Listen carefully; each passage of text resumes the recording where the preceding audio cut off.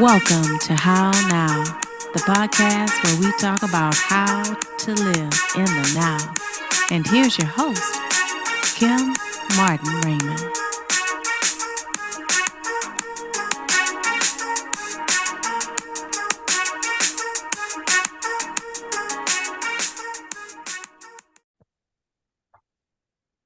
Peace and blessings, love and light, and welcome to this edition of the How Now podcast, where we talk about how to live in the now. I am your host, Kim Martin Raymond. I'm a minister, spiritual life coach, author, and founder of Redefining You, LLC, where I help my clients to realign themselves, mind, body, and spirit.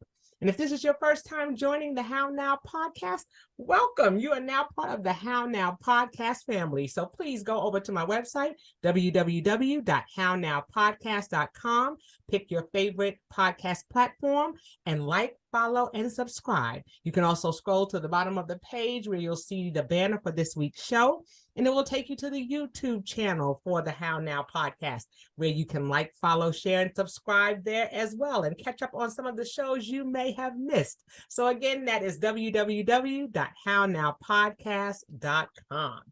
Okay, so welcome to this edition of the show where we will be talking about being a revolution. Ooh. Okay, your journey to self-love. One of the greatest relationships that we can have is a relationship with ourselves. And as we're going into the holiday season, we know that there are some challenges. There's depression, there is anxiety, there are a lot of emotions that come into play. And one way that we can self-regulate, one way that we can, be more at peace is to begin that love affair with ourselves, to really sit with ourselves and to determine what we need to do to be the best versions of ourselves. And it starts with self-love. And here to help me talk all about things that are self-love related is my beautiful, beautiful guest. And as is customary with the How Now podcast, I'm going to have her to introduce herself at this time. Well, thank you for that lovely introduction, Ms. Kim. I appreciate it. My name is Jenna Banks, and I am a speaker, an author, and a social impact entrepreneur. And my mission is to help others, especially women, learn how to fall in love with themselves and prioritize themselves. Yes, because it's all about making sure that we put ourselves first. Right. We always hear so many of the cliches where, you can't pour from an empty cup, but it's true. We can't. We have to make sure that we're filling ourselves, I believe, to a point of overflow. So that way we're not only giving of ourselves, we can give to others, but still have something left for ourselves so that we can celebrate together. That's right. That's right. Huge. I have a different metaphor, actually. If you don't mind, I'll share it with you. I don't really relate well to the empty cup, I can see it, but it feels like it's outside of myself. Right. So I like to talk about it in the framework of a power container. So imagine that you have a power container. We all understand that word power, like energy, right? Mm-hmm. And it rests in your soul area.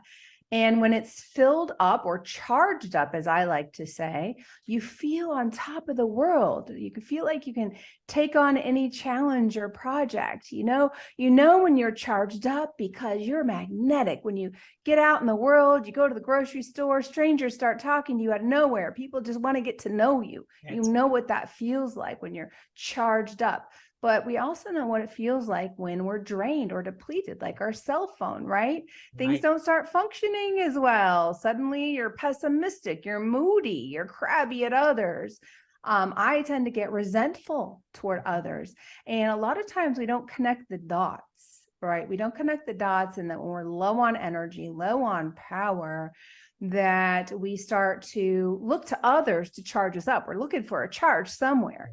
Right. And we just start, lashing out at people, thinking, oh, you're doing this and you're doing that. No, actually, what I found is if you take the time to go spend time charging up, practicing self-care and giving yourself some love and attention, your own love and attention, that we start to recharge and all of that stuff goes away and you're back to feeling great again. And it has nothing to do with anyone else. At the end of the day, It comes down to you spending time with yourself, you giving yourself what you need, your own care, your own love, and attention on a regular basis. And unfortunately, especially as women, we have been raised not to prioritize that. We have this programming that runs in our mind that it's selfish to put our needs first. But like you mentioned earlier, when we are full or charged up, we have so much more to give. We can give to others from that overflow.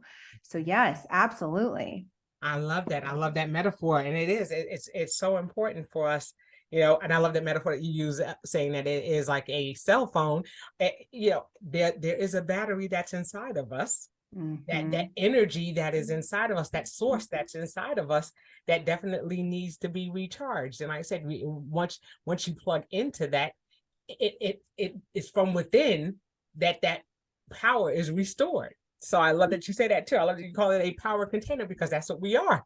Yeah. We are containers. We have the ability to recharge ourselves, and it comes from within. And it's so important that we remember that. And so I love that analogy, and that's what we definitely need to do. We definitely need to power up, so that way we're tapping into that resource.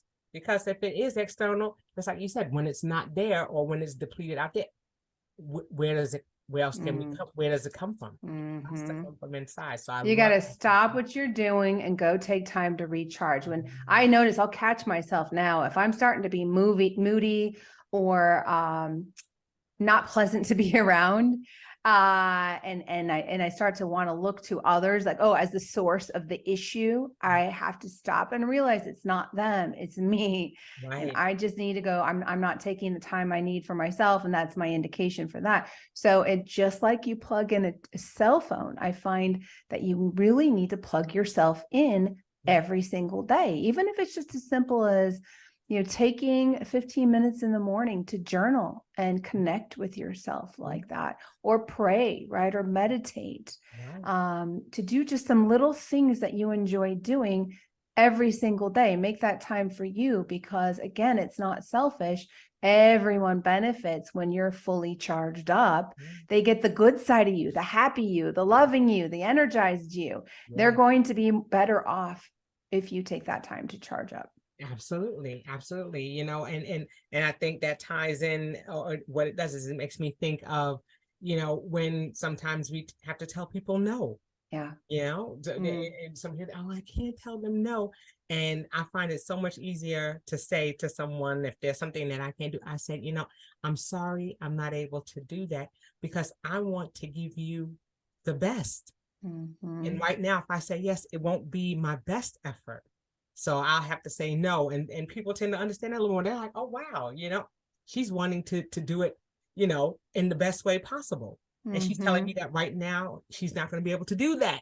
Yeah. And so, there's a level of respect that comes with that too. They're like, oh, okay, I get it. It's not that you're just saying no, you're saying that, if I want to do this and I want you to have the best version of me, or the best, efforts made, I'm not going to be able to do it. And it's okay to say that. That's right. I'm glad you brought that up. Saying no is really important, and saying yes to yourself. It's saying, I need to take care of me right now. And that's okay. Yeah. And you're not creating, like you said, that animosity or that anger towards someone, or you're not placing blame on that person. We're looking from within. And I absolutely love that. So let's talk a little bit about, some of the things that were going on prior to the pandemic happening, in things that you were doing, and then some of the pivots that you have had to make since the pandemic. I had an interesting situation, unlike probably most of your listeners, in that I had a business I started in 2012, and I sold it at the very tail end of 2019, right before the pandemic hit. So I was already pivoting. I had the opportunity to sell it. I ended up selling it for $500,000. So I wasn't going to say no to that. Right. And I thought, if God, the universe, was going to give me this opportunity, this means that I'm supposed to do something more in my career. And so I took that time when the pandemic hit to really just contemplate things. I already knew I wanted to write the book that I published earlier this year. But so it gave me the opportunity to have the space and the time and the alone time, right? Yes. The alone time to actually get it written. But I actually so I wasn't working. I was learning. I had my learning hat on. But I was also doing a lot of healing, Kim. I had been in a toxic relationship, and we broke up during the pandemic. Unfortunately, I think the pandemic broke a lot of bad relationships up, because you had to really face what you were dealing with. Right. At that time, everyone's home together and there's no escaping it. So, so I had that epiphany, and we went our separate ways. But then, I had to take that time to reflect on what got me in that situation in the first place, why I had been in these patterns. It really was a huge mirror for me.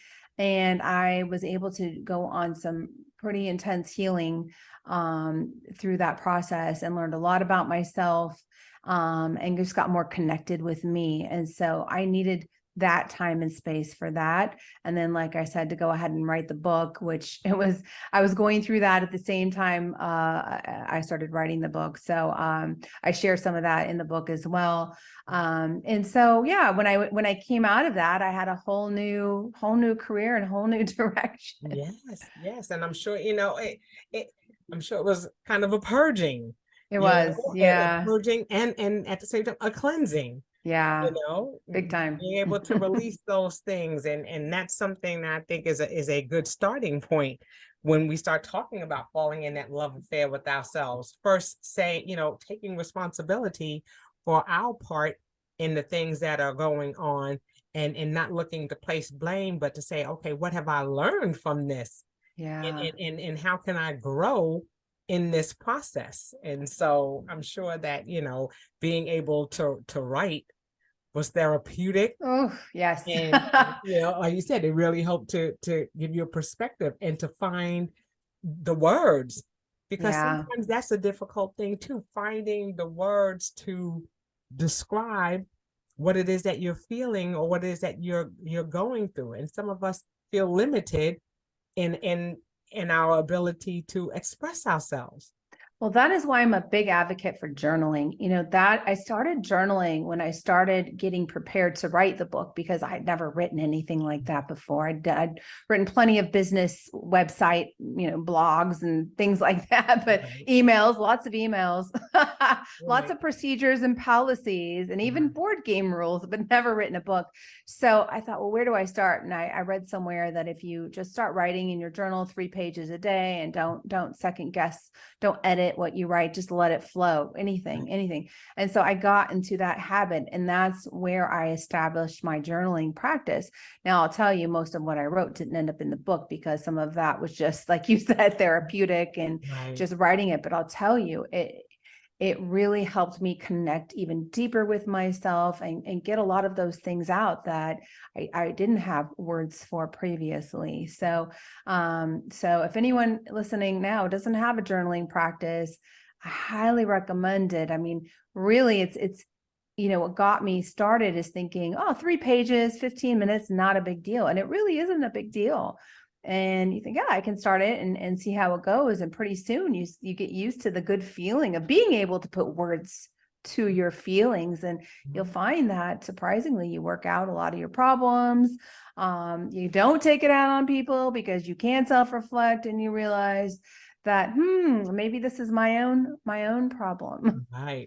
Once you put them on the paper, the good thing about journaling is you can put it on the paper and say what you want to say. And if it's not quite, where you want to be, you can toss that piece of paper, you can burn it, throw it in the trash. You don't have to worry about it. That's Once the words are out of your mouth and you said it to somebody, it sticks. That's right. Reel them back in. It's not like the words are on a fishing rod, and you can just reel it back in and say no. Or like you see on those the little Facebook things where people are like, they go to type something in and they're like, no, and they go back. We have to be able to express ourselves and to be able to gauge what it is that we're expressing, so that we're like, okay, no, maybe that was a bit too much. Okay, wait a minute, maybe that wasn't enough. And I love that. I Mhm. love that idea of journaling. It's so important to be able to express ourselves. Yeah, even that relationship I mentioned, I broke up with the gentleman during the pandemic.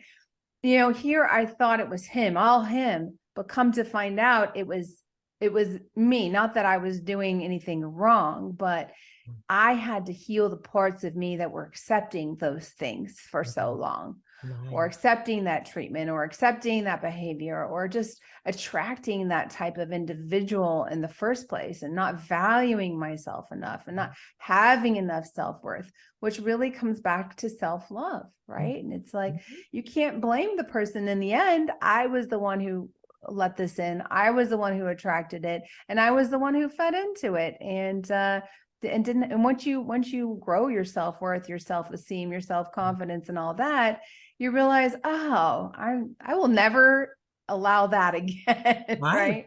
Right. And I Yeah. love that you say that, because it's important for us to set boundaries. We hear Mhm. that, that's one of the buzzwords of the day. We're hearing that, set boundaries, boundaries, boundaries. You have to, give people some parameters as to how they're going to treat you. Yeah. How you wish to be addressed, how you wish to be spoken to, how, Yeah.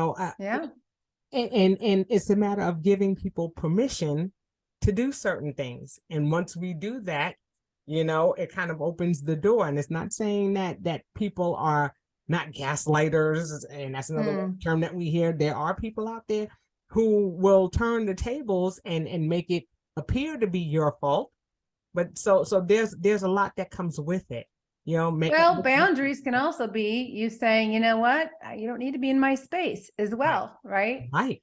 I mean, if they're Absolutely. not, at the end of the day, self-love is making sure you're in situations that bring you peace and joy and happiness and light you up.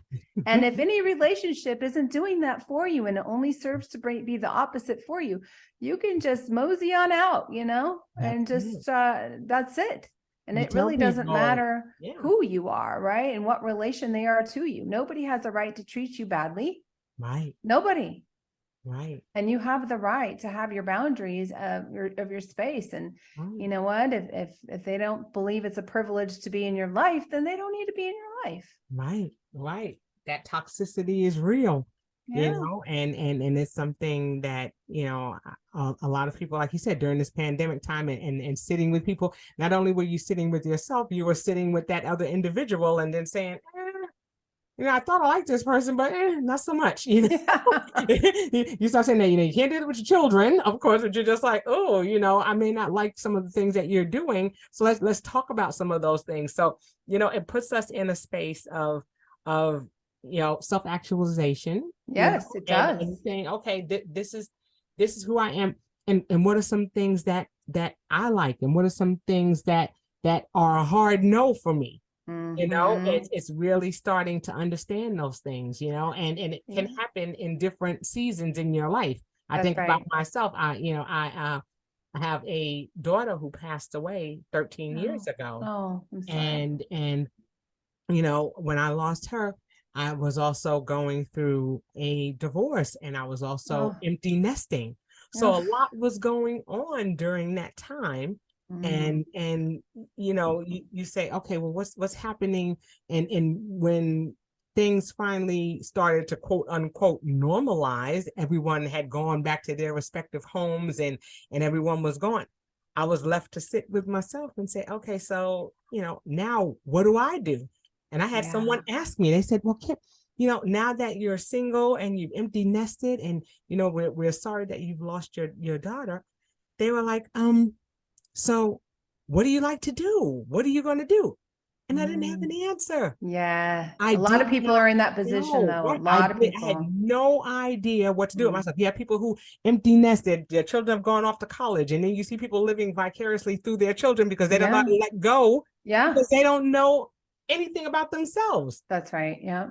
And especially as women, we do that because we've been so defined by the roles that we play Yeah. in everyone's life, that when those roles are no longer as active as they were, we don't know how to proceed. We're like, oh, Yeah. but we had goals and dreams and aspirations before we had children, Yeah. and then now it's like, okay, so now what do I do? Yeah. And it's a matter of discovering, okay, where do I go from here? What do I How like? do What do I enjoy? What do I want to do? Yeah. Yeah. Right. And Yeah, so I find that as mothers, especially, it's very easy to wrap our sense of identity and self-worth into our children and their lives and how they turn out. right.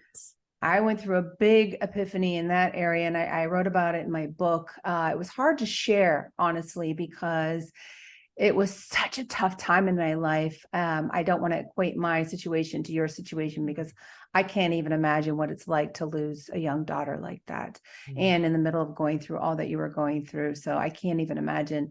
But my son had he was in college, so he was already out of the house. I had moved across the country, broken up with my boyfriend. So similarly, I went through a lot of trauma, and then all of a sudden, a week after all that change, my son goes to a big music festival, and he calls me up on his way home, and I couldn't recognize this person. He seemed to be on drugs. He did admit to doing it. And I thought, okay, maybe it'll be fine in a couple of days. But guess what? Things never changed. And he got worse and worse. He ended up having a mental break. He became psychotic. It took many months for them to come up with a diagnosis, but he ended up in the hospital for a week, out of control body movements. And he eventually got the diagnosis of psychosis, and then they were able to medicate him, and he started at least being able to function, but he never returned to the way he was before. And, I was so wrapped up. I had done my best as a mom, right? You get your kids off to college, you give them every opportunity, send them to all the sports and the gymnastics and the whatever. And you think, okay, great. I did a good job. He's off to a good start in life. And then this happens, and all of that is taken away. All of it's taken away. He drops out of school, loses his job, stops caring about his appearance and hygiene. He's 2 steps away from being homeless. And you think, my God. So I had to go through another huge awakening during that time and realize that, the situation was taking me down too. Right. Because as a mother, we wrap so much of our identity up in our children. And yet I knew, I had so much to do in this world. I had so many ambitions. I couldn't go down like this. And I also started remembering my observations about mom guilt and worry growing up with my grandmother, who was so wrapped up in all of that. It kind of ruled her life. Guilt and worry. Now, my grandmother was a Jewish grandma. That Jewish grandma guilt, mom guilt is real. Let me tell you. But so I saw all of that, and I saw how it ate her up, and it would put her in depressions and anxiety, and she went through this all of her life almost until she died at the age of 96. And I thought, I am not going to live my life like that. It's a waste of a human life. We as women are worth more than that. Our lives are worth living to the fullest, to be charged up fully. And I had to realize that my son's life is not my life. I'm his mother. I did my best. But now I love how your show is about being in the now. Being in the now was accepting what is. It just is, right? No judgment. It's not bad or good or right or wrong. It is. And when we can accept it and just let it be what it is, without judgment, without guilt, without worry, without shame, right? That's right. Then you can just let that be. And that's what I did, is I lived in the now. And I thought, his life is what it is now. This is his new normal. And I have to accept it. And you know what? He ends up getting on disability. He gets free health care from the state of California. And I could have chosen to, again, be wrapped up in my identity and his life situation. Like, oh, now I have to bleed myself dry trying to give him some life that I wanted for him. No. I had to stop all of that and just let him be with that. And you know what? To this day, He's still on disability and still on Medicaid healthcare, government healthcare. And you know what? He's doing fine. He's doing great. He's back in school studying, what was it, 7 years after the incident. He has a part-time job working in retail. He gets by. He has a roof over his head. He shops at Whole Foods. He buys $8 chocolate bars that I won't even buy. So I'm like, honey, why are you getting Starbucks? Can't you just make coffee at home? Right.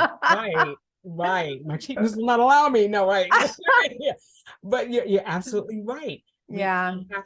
We have to know our value and our worth and know that our life is worth living. Yeah, just like you said, a big portion of how I cope and deal with the loss of my daughter is that I live for those who are still here. Yeah, exactly. My oldest daughter lost her only sibling, and my parents lost their one of their 3 granddaughters. Yeah. And I mean it was a challenge for everyone involved, and I could not lay down with her. Yes, exactly. I had to give her back to the source that gave her to me. Exactly. Exactly. And so it's a matter of it's mindset and perspective. It is. And being able to realize that in living in this now and moving and navigating in this space, there is a freedom that comes with that. Yeah. You don't forget. You honor and you cherish and you remember those things that were.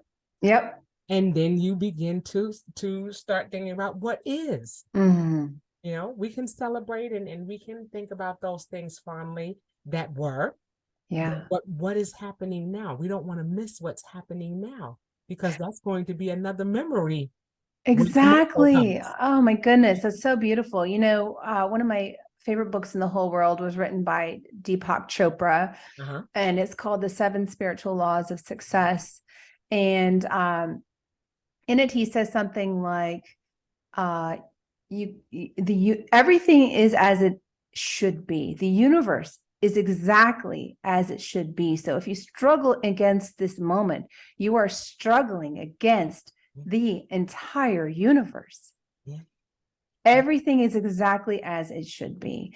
And I love that. It is like every little thing that happened, there's a reason for everything. And so if we can move to a place of acceptance versus struggle. Yes. It's a much more peaceful, joyous, exuberant place to live. Because you're right. It's all about perspective. It's all about perspective.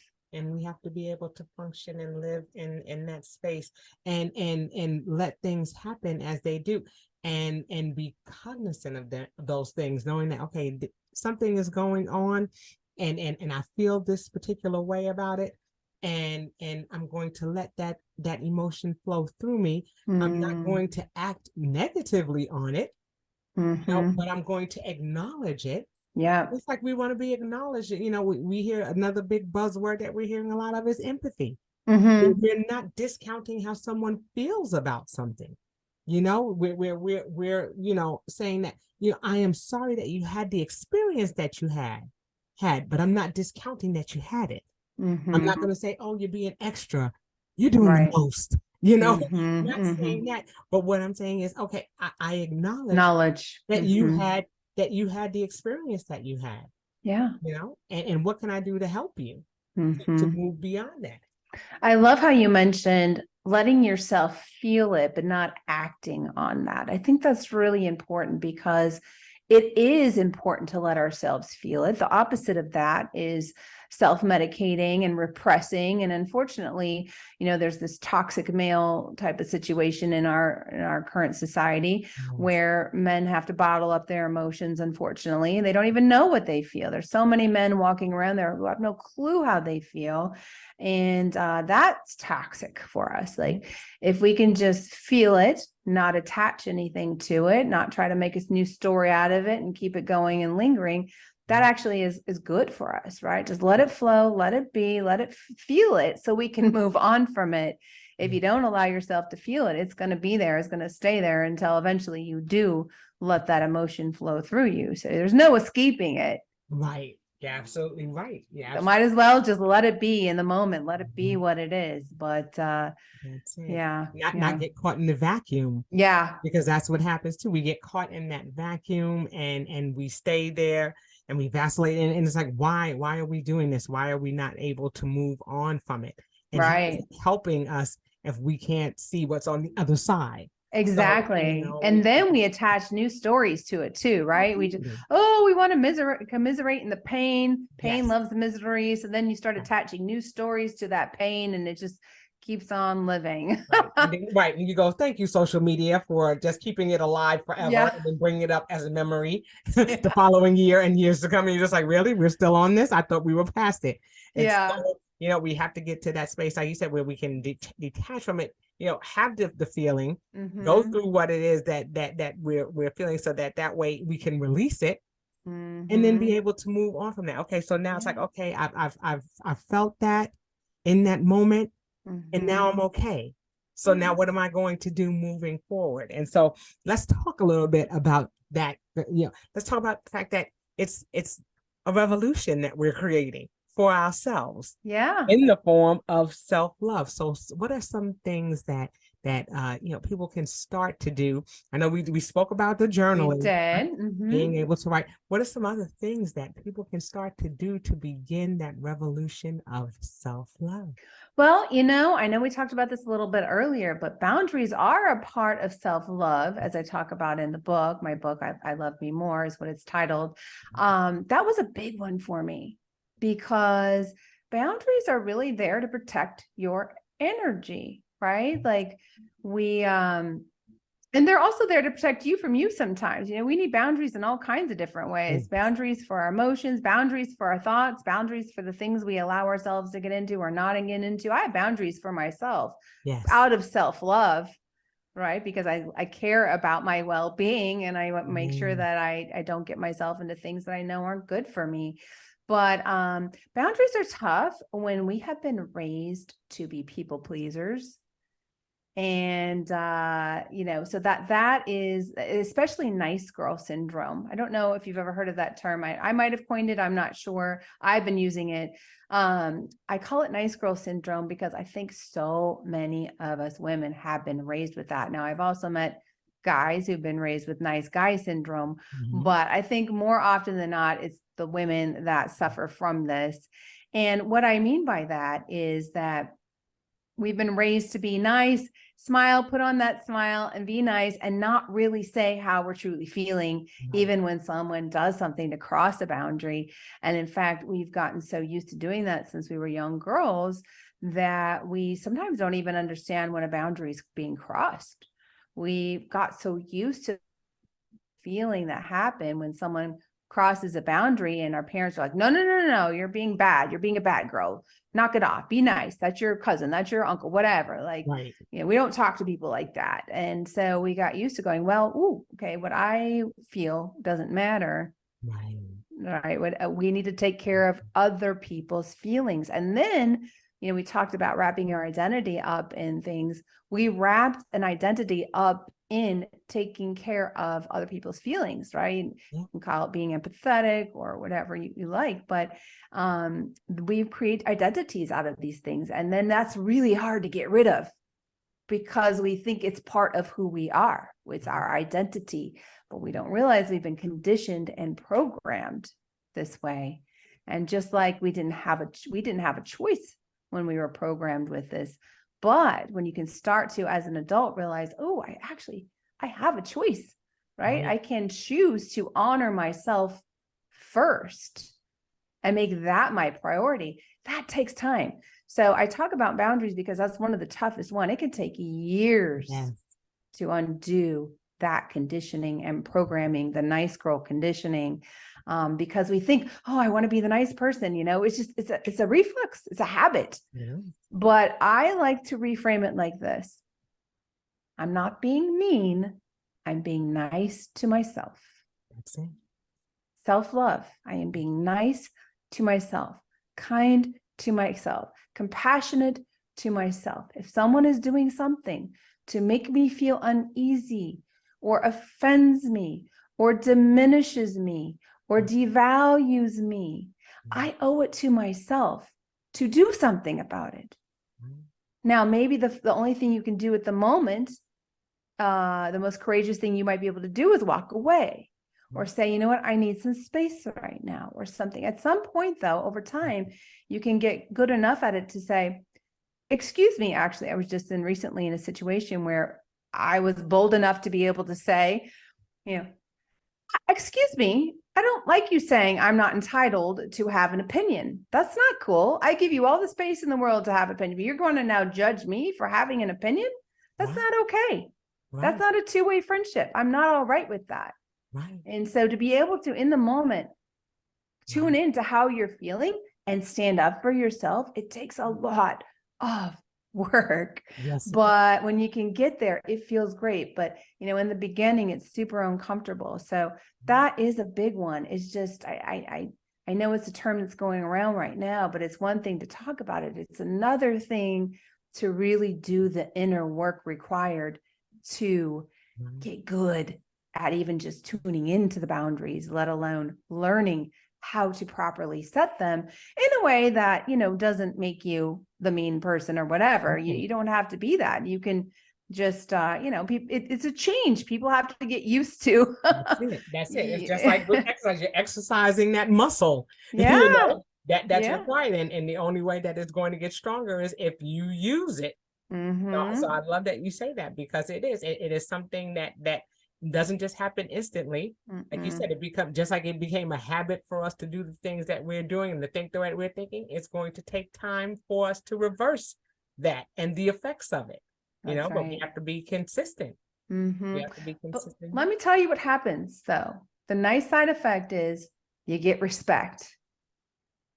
You get respect, and your value increases for yourself. And then that value gets reflected in the outside world. That's it. Now you're treated more valuably.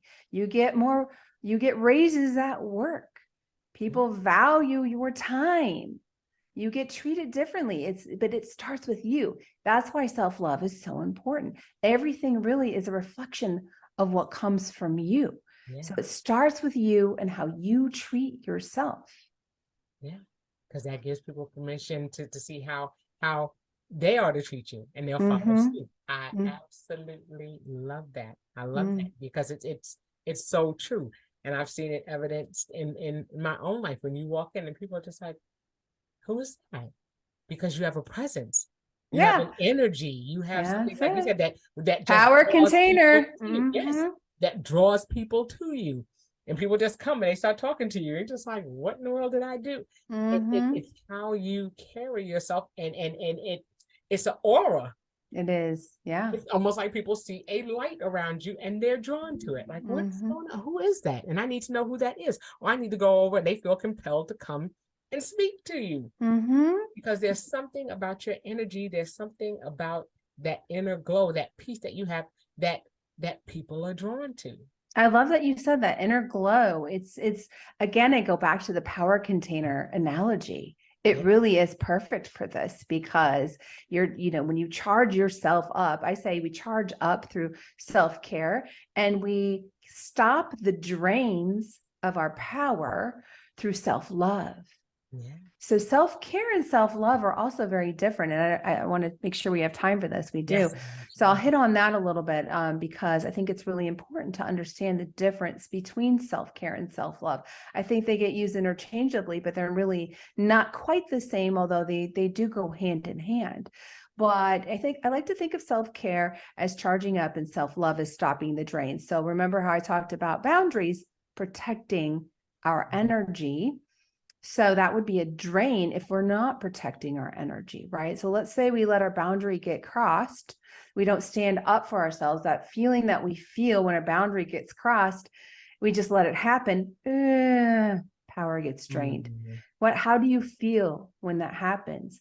You feel low on energy. You feel depleted. You feel resentful. Right? You feel those feelings that come when your energy is drained from you, but you're letting it happen. which is why it's really important to get good at these things like protecting our boundaries, because it protects your power container from leakages. It protects the drains. And so charging up, I like to charge up through self-care. So I mentioned journaling, for example, just spending that time. It's things we do for ourselves. It's that time we spend with ourselves. And it looks different for everybody, right? Like I like to go get a foot massage more than a back massage. That for me is just, I will charge up over that. You know, some people like getting their nails done. And my boyfriend loves getting a pedicure. It's like he feels like it's self-care. I love that. You know, it's for me, it's more of a I need to do it. But for him, he's like, ooh, this is self-care. And it charges him up. He really needs to spend time, you know, that time in the morning doing his own journaling. He gets a major charge from it. But not everyone, you know, gets the same kind of charge. I like to go for a walk on a sunny day. If I look out my window and I see it's a beautiful day, I need to get off the computer and go for a walk, put in my earbuds, listen to some music. That does it for me, but that doesn't do it for everyone. So, but that's self-care. You could think of it more of like an external thing, like outside your body, the self-care. It's, you know, the little things that you can do that are simple, easy, that get you charged up, or it might be taking a vacation, you know, which is something a little more extensive. That's self-care, going to the spa, something like that. But that's not like the deeper stuff, like going on a healing journey or protecting your boundaries, or, you know, the internal work is more self-love, that's the way I refer to it. So, so yeah, doing the things that charge you up, self-care is one of them. Another thing I would like to recommend is to charge up is to celebrate your wins. Pat yourself on the back throughout the day. It's really important because if you stop and think about it, most of that inner self-talk that goes on throughout our day is negative. Right? It's us beating ourselves up for what we didn't do. It's getting mad when we don't do something perfectly.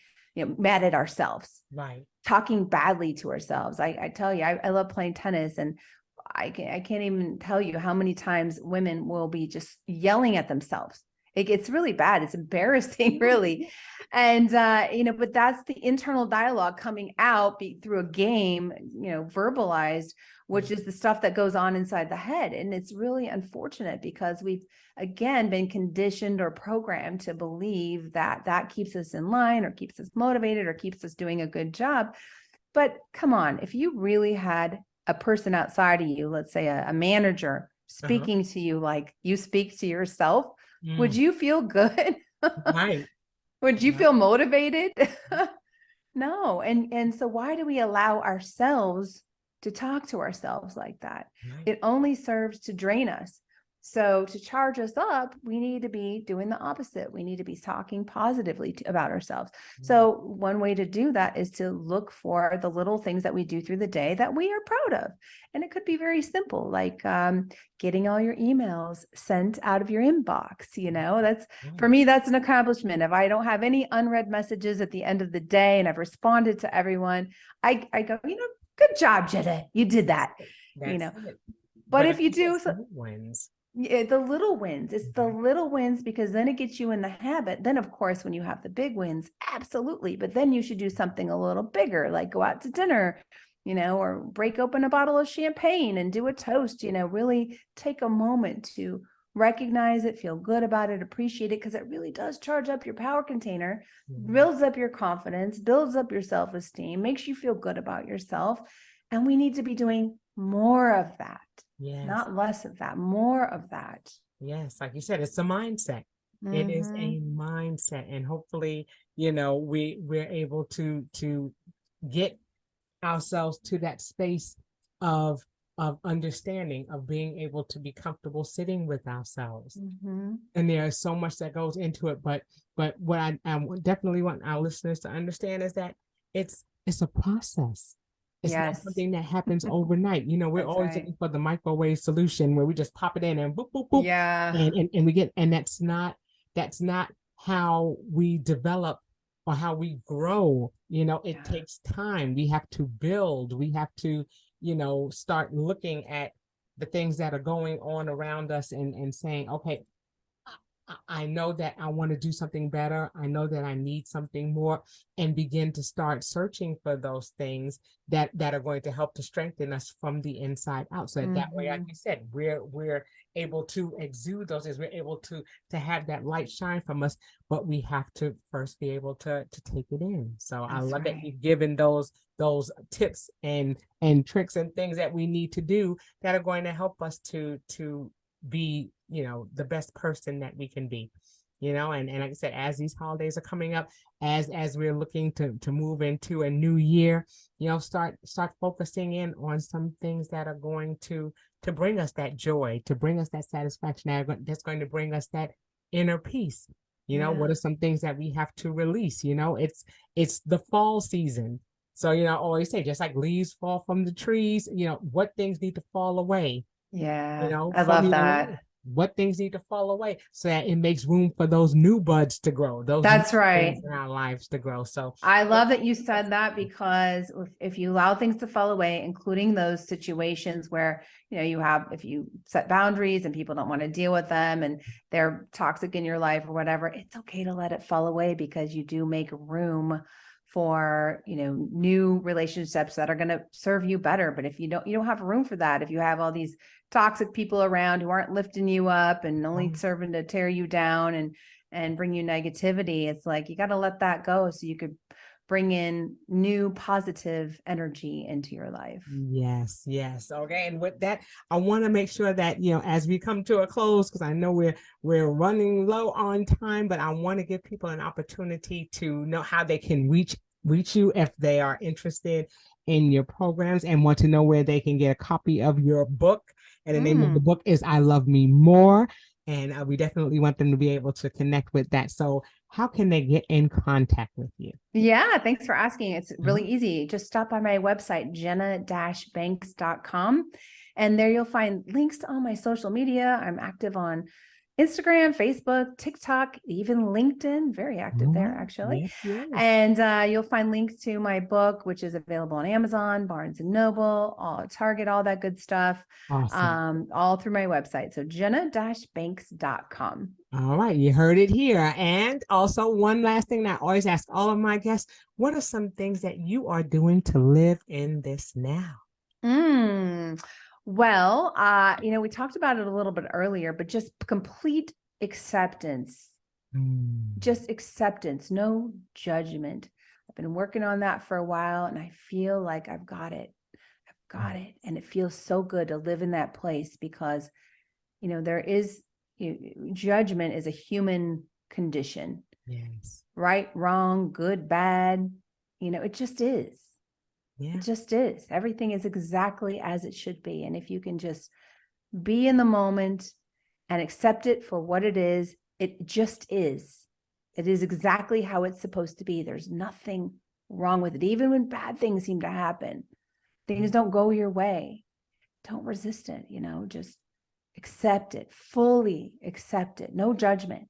And that will bring you so much peace and joy. I promise you. Awesome. Well, Jenna, thank you so much for taking time to sit with us, to talk about that revolution, to talk about how we can begin the process of self-love, and giving us some tips that we can use along the way, because it's all about filling that toolbox so that we have the tools that we need in order to resolve the issues that are going on in our lives. And so I appreciate you taking time to do that. And again, once a person who is here on our show comes by and visit, you're always welcome to come back. So you are part of the How Now family, and we're excited to have you. And again, if you are interested in finding out about her book, or you're interested in finding out all things Jenna Banks, go to www.jenna-banks.com. And that will be in the description when the show airs. So again, thank you so much for being with us, Jenna. And we thank you for having me. To having you back, and to also, wishing you well in all that you're doing moving forward with your book and all of your other endeavors again. So thanks again. Thank you so much. Happy holidays, everyone. Thank you. Okay. And that will do it for this edition of the How Now podcast, where we talk about how to live in the now. And until we see you the next time, I say peace.